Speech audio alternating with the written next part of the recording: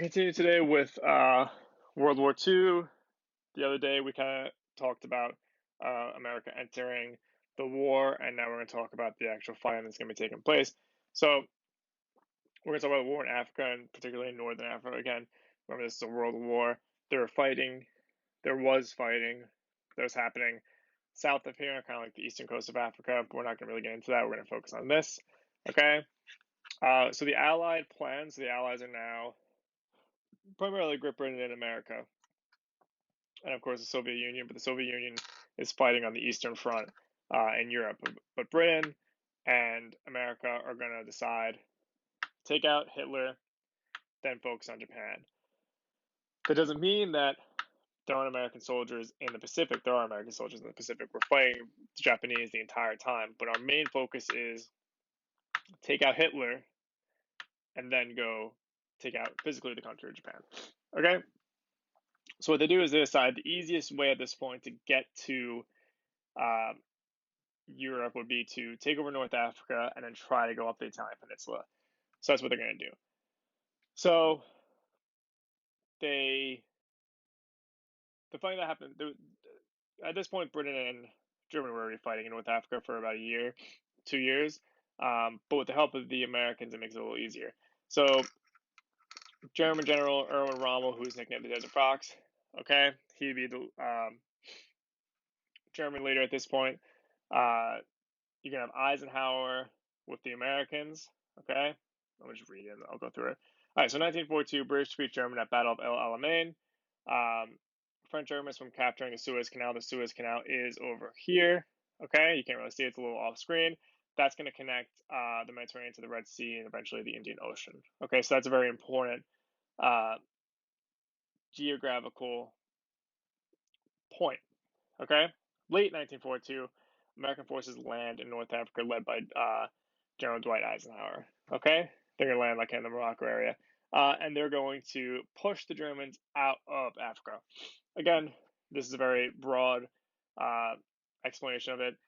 General Patton's going to be here. There's going to be a lot tank battles going on kind of in the desert. Very interesting. I can put a video. You guys can read about it. But just to keep it short, fight in Africa first, knock the Germans out of Africa. Now we're going to land in Italy. Okay, just to kind of like jump back to the Eastern Front real quick though. The Battle of Stalingrad, okay, which is in Russia. It's named after Stalin. I'll read this and then I'll kind of explain. It is a turning point. That's why I have turning point in parentheses there. Okay, in September 1943, a German army entered the city of Stalingrad and began fighting for the city. The main battle, the Battle of Stalingrad, was a fierce struggle. Soldiers fought for each city block. In November 1942, more Soviet troops arrived and surrounded the German army. It's also now winter. The Germans weren't equipped for winter. We talked about this. In late January 1943, with supplies running low, the German troops in Stalingrad surrendered to the Soviet Union. And these are thousands and thousands and thousands of German troops. This is a big part of the army. Another reason it's important is because it's kind of, there's three main points of emphasis for Hitler. It was Moscow, Stalingrad, and Leningrad. And they put Leningrad under siege, but they can't get to Moscow because of the winter, and also the Soviets are burning their crops. And then they can't take Stalingrad because they end up getting surrounded, and all of their soldiers get captured, and they're all most likely going to die in camps. So now it's just going to be the Soviets pushing the Germans slowly back to Germany over the next 3 years, 2.5 years. So again, that's why I say it's a turning point. All right, so back to here. That's just map of the Mediterranean and then Suez Canal on the right. Okay. All right.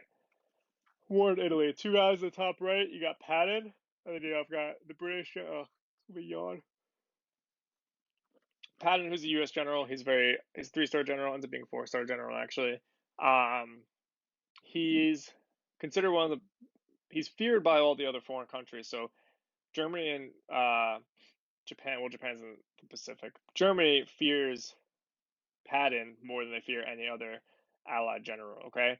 Because he's unpredictable and he leans like the Third Army. He has a bunch of tank battalions. And they fear him more than they fear, say, Montgomery. But Montgomery, who's a British general, he kind of wants all the attention and the fame, and he's going to kind of get it because Patton kind of like shoots himself in the foot a lot in terms of saying stupid stuff or making mistakes that are kind of costly to his reputation. Trying to think of one off the top of my head. But at one point, he takes a bunch of troops and he goes to liberate a prisoner of war camp, and a bunch of troops die taking a prisoner of war camp. And the reason he actually did it was because his son-in-law was there. So it's kind of like he's sacrificing all his men to save his son-in-law. It's just stuff like that. All right, taking too much time. All right, so we got the attack from North Africa. They're landing in Sicily, and they're going to land in the southern Italian peninsula. Again, Rome's here. Okay, you have the Tiber River, and they're going to slowly try to move up the Italian peninsula and get into Europe. You have the Alps kind of here blocking it. So we're going to talk about why it doesn't work. Mussolini is overthrown. He then surrenders. He's actually saved by Hitler at one point, but he gets brought back to Italy and he's going to get killed. And we're going to talk. We don't really talk about that actually, but regardless, just for you to know. Also, you can have an airborne Germany day and night bombings. The German Air Force, or Air Force, which is called the Luftwaffe at this point, is pretty weakened by the American Air Force and the Royal Air Force. So they don't really have many planes left to defend the cities. So the German cities are going to be constantly bombed. And the reason day and night is important because typically you didn't bomb during the day because it was easy to see you. But at this point, the American and the British don't care because there's not really anyone to stop them. Yeah, so, but I don't know why I don't talk about this. I just go right to this. Italy doesn't work because it becomes too difficult to move an entire army up the Italian peninsula. Because again, the Italian peninsula, it's not like it's flat, it's mountainy, it's hills, there's rivers.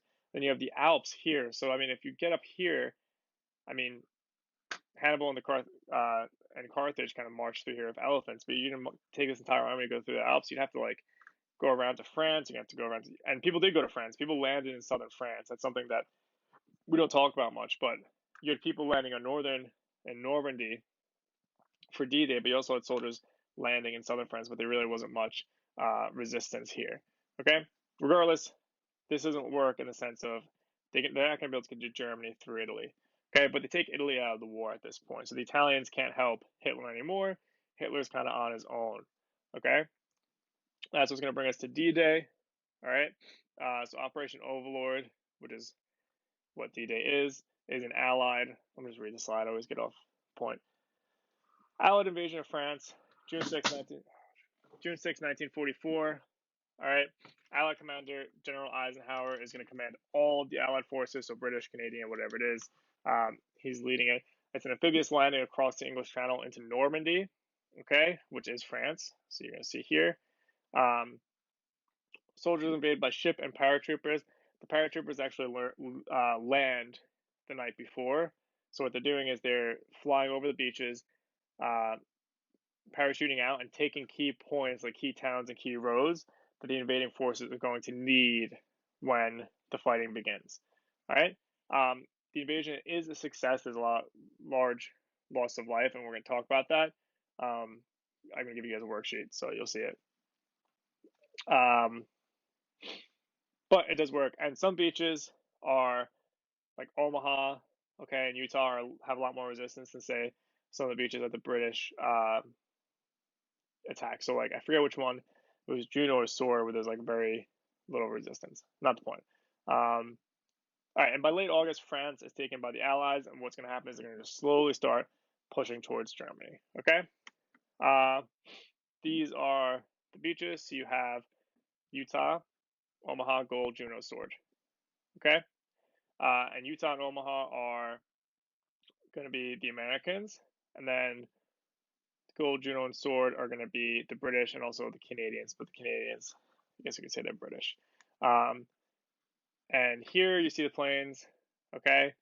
Here and here, those are the paratroopers that are dropping in the night before to take key roads and little towns that are going to be needed for these incoming troops. Okay, and kind of like the beachhead, they were called beachheads. So like each beachhead was heavily defended by the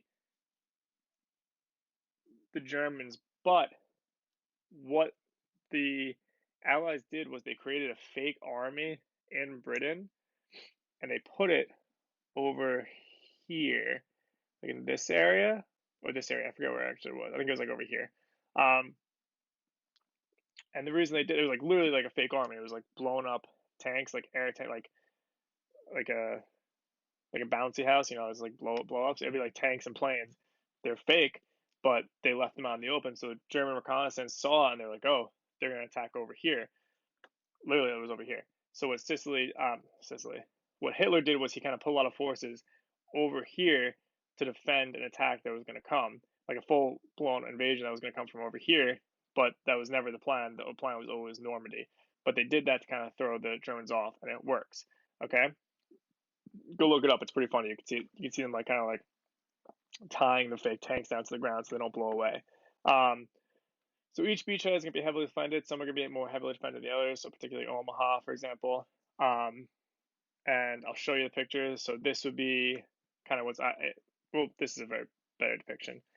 Okay, you'd have all these to stop. These were meant like these like giant metal things were meant to stop tanks and cars. I don't want to say cars.